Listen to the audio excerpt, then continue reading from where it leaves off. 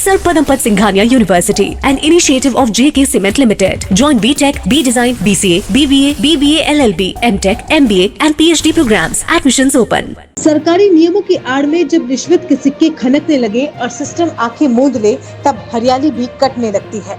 राजस्थान के कानोड़ कस्बे में बिजली विभाग पर ऐसा ही संगीन आरोप लगा है, जहां लाइन मेंटेनेंस के नाम पर 50 से ज्यादा हरे भरे पेड़ काट दिए गए। स्थानीय लोग कह रहे हैं, पेड़ नहीं काटे गए, हरियाली का सौदा हुआ है। और इस सौदे के पीछे बिजली विभाग का एक लाइनमैन सबसे बड़ा किरदार बनकर सामने आया है। ये वो पेड़ है जो अब धरती पर सिर्फ ठूंठ बनकर रह गए हैं। वजह बताई गई बिजली लाइन की सुरक्षा, लेकिन असल कहानी कुछ और ही बयां करती है। आरोप है कि विभाग के कर्मचारियों ने इन पेड़ों को बेच भी दिया और जब सवाल उठे तो पूरा सिस्टम चुप हो गया। कुछ लोग दोषियों के बचाव में उतर आए और जिम्मेदारी लेने वाला कोई नहीं दिखा। आपको बता दें कि सरकारी गाइडलाइंस के अनुसार अगर किसी पेड़ की डाली बिजली लाइन से टच हो तो केवल उसी हिस्से की छटाई होगी, लेकिन यहाँ तो पेड़ ही उखाड़ दिए गए, नियमों की धज्जियां उड़ाई गई और अधिकारी आंखें मूंदे बैठे हैं। पर्यावरण प्रेमी जहां एक और परिंदे लगा रहे हैं और इस भीषण गर्मी में भी पक्षियों के लिए अनाज आदि की व्यवस्था कर रहे हैं। और प्रातःकाल जब इस ओर में घूमने गया तो मैंने देखा कि चामुंडा माता रोड पर कई हरे वृक्ष को जो है बिजली विभाग ने तार टूटने के भय से जो है उन्होंने काटे। और वहाँ पता लगा तो मैंने खुद जाकर देखा कि वो कहीं पर भी जो है पेड़ इस प्रकार उस खतरे का कोई अंदेशा नहीं था।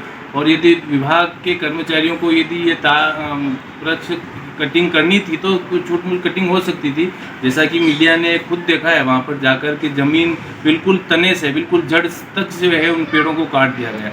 अब देखने वाली बात यह है कि राष्ट्रीय पक्षी मोर इस क्षेत्र में बहुत हैं और एक और सरकार और विभाग जो है वन विभाग जो है पर्यावरण इस पक्षी के लिए जो है बचाव के लिए कई प्रकार के आंदोलन चला रहे हैं, जन जागृति ला रहे हैं। और ऐसे में ये पक्षी कहाँ जाएंगे, इस ओर विभाग का कोई ध्यान नहीं है।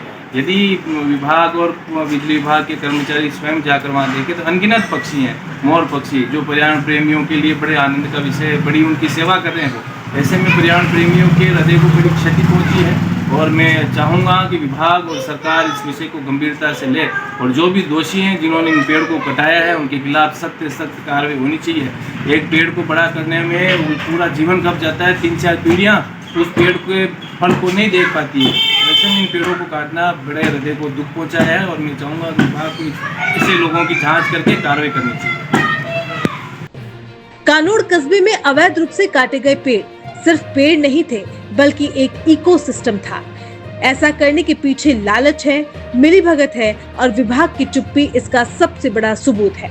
पेड़ कटवाने के आरोप बिजली विभाग के लाइनमैन कमलेश मीणा पर लगे हैं और स्थानीय लोग बताते हैं ये पहली बार नहीं है। पूर्व में भी इन पर अवैध वसूली और रिश्वत के कई आरोप लगे हैं। यहाँ तक कहा जा रहा है कि कई बार कनेक्शन देने के बदले में मनमानी रकम भी वसूली गई, लेकिन कोई कार्रवाई नहीं हुई। यहाँ सबसे बड़ा सवाल ये है कि अगर पेड़ बचाने की जिम्मेदारी सरकार की है तो फिर पेड़ काटने की छूट किसने दी? और अगर कोई कर्मचारी बार बार नियमों को तोड़ रहा है तो विभाग आंखें क्यों मूंदे हुए है? पेड़ सिर्फ लकड़ी नहीं होते, वो हवा, जीवन और भविष्य होते हैं। कानोड़ में जो हुआ है वो सिर्फ हरियाली की कटाई नहीं, सिस्टम की खामोशी का भी पर्दाफाश है।